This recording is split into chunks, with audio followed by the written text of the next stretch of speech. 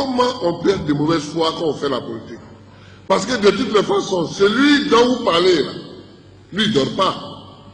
Donc si vous mentez, lui va sortir les documents. Nous étions dans cette attente lorsque les services de renseignement ivoiriens, dans une parfaite collaboration avec les services français, ont porté à ma connaissance un projet d'action terroriste visant au renversement de nos institutions.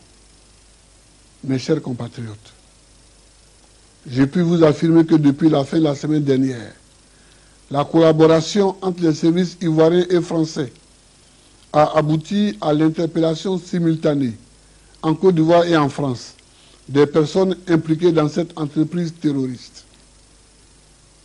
C'est le lieu d'adresser nos vifs remerciements aux autorités françaises, au plus haut niveau, dont le précieux concours a permis de faire échec à cet énième projet de déstabilisation de notre pays, la Côte d'Ivoire. Je rappelle que depuis le début des événements du 19 septembre 2002, la France s'est constamment tenue à nos côtés en déployant plus de 4 000 de ses soldats pour appuyer les efforts de paix de la communauté internationale en Côte d'Ivoire. Comment ne pas donc condamner la mort de 2 militaires français lâchement assassinés hier dans l'exercice de leur mission sur le lac de Kossou par les rebelles? Quand je suis arrivé au pouvoir, dans la situation calamiteuse que vous savez, en octobre 2000, et que je devais discuter avec les institutions financières mondiales, les Français nous ont aidés. Ils nous ont aidés pour l'Union européenne. Ils nous ont aidés pour le Fonds monétaire international.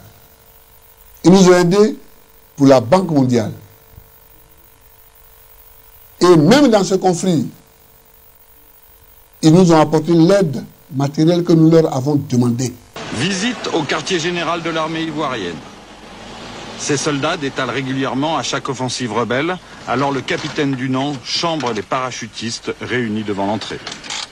Il n'y a plus qu'à repasser devant alors. On est toujours sur le terrain. Ah, d'accord, mais il faut être sur le terrain, pas derrière nous. Hein. Nous on va partir un jour. Hein. Non, mais, même si vous allez... Parce que nous avons reçu des instructions.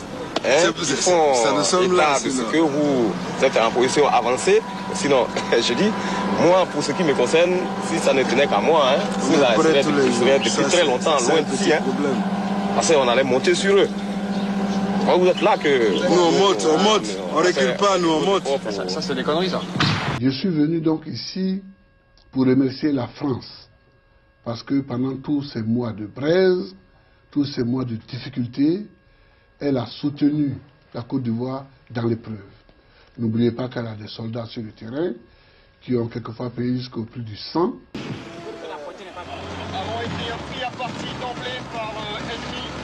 Alerte. Le poste Calvi, où nous nous trouvions il y a moins d'une heure, est attaqué.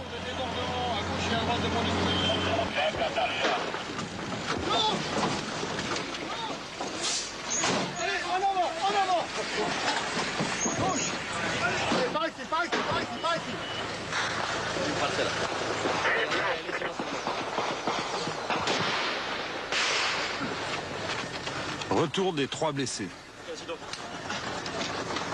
Donc là, on se recomplète, on soigne les blessés, on est en mesure de couper. Les rebelles ont reculé, mon capitaine pas tous, vous entendez? Je suis venu donc ici pour remercier la France. Parce que pendant tous ces mois de braise, tous ces mois de difficultés, elle a soutenu la Côte d'Ivoire dans l'épreuve. N'oubliez pas qu'elle a des soldats sur le terrain qui ont quelquefois payé jusqu'au plus du sang. Le président Gbagbo a toujours fait rien que des faveurs pour la France. Rien que des faveurs. Il s'entendait très bien avec le président Nicolas Sarkozy par rapport à ce qu'il nous a dit. Sarkozy lui a dit, il n'y a que vous qui gouvernez ce pays-là. Il n'a eu aucune difficulté à renouveler les contrats sur l'eau, sur l'électricité, sur le téléphone, Bouygues, France Télécom. Aucune difficulté à donner le terminal à conteneurs à Bolloré. Aucune difficulté à donner les chantiers de Yamoussoukro à Fakuri. Aucune difficulté à donner, même entre les deux tours, les puits de pétrole à la frontière ghanéenne à Total. Et c'est quand même Bolloré qui a financé, soutenu avec Stéphane Fuchs la communication politique du président Gbagbo. C'est quand même la Sofres qui a fait les sondages pour le compte du président Gbagbo sur les élections. De mon point de vue, il n'y avait aucune difficulté sur ce plan-là. Je suis venu donc ici pour remercier la France, parce que pendant tous ces mois de braise, tous ces mois de difficultés, elle a soutenu la Côte d'Ivoire dans l'épreuve. N'oubliez pas qu'elle a des soldats sur le terrain qui ont quelquefois payé jusqu'au plus du sang. Quand je vous dis que le franc CFA est mauvais, il faut arrêter avec. Gbagbo a dit que c'est bon, lui s'il gagne, il va aller au Ghana, au Nigeria, tout ça. Vous avez applaudi? On a déjà au niveau de lui et moi une monnaie commune. Il faut être attractif pour attirer la Guinée et le Ghana. La Guinée et le Ghana dans cet ensemble-là, le Libéria, la Sierra Leone, etc. La Gambie dans cet ensemble-là. Et puis, ça va aller. Vous avez parlé d'une monnaie commune. Est-ce que vous êtes pour une dévaluation? Non, je ne suis pas pour une dévaluation. Mais j'ai dit que nous avons déjà une monnaie commune au niveau de lui et moi. J'aimerais qu'on soit assez attractif pour attirer à nous les pays que j'ai cités, le Ghana, la Guinée, le Libéria, la Sierra Leone et la Gambie, qui dans la, et puis le Nigeria c'est un autre cas parce que ils sont un gros pays. Bon, on peut avoir d'autres types de négociations et des accords monétaires sans forcément avoir une monnaie commune.